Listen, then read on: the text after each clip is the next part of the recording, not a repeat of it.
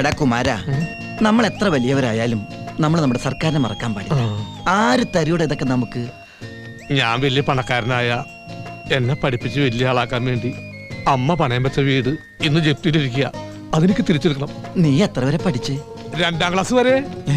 2ാം class വരെ പഠിച്ചപ്പോഴേക്കും വീട് ജപ്തി ചെയ്താ? ഒരു മോൻ 2ാം ക്ലാസ് തന്നെ 15 കൊല്ലം പഠിച്ച ടാറ്റ വരെ തേണ്ടി പോകും.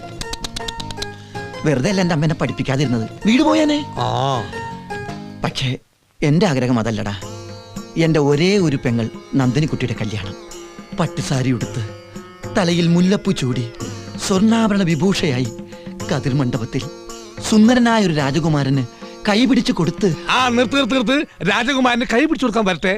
നിന്റെ പെങ്ങളെ കണ്ട് കാണാൻ. താടി മീശം വടിച്ച ഡിറ്റോ ഞാൻ തന്നെ. അപ്പൊ കല്യാണം നടന്നു തന്നെ.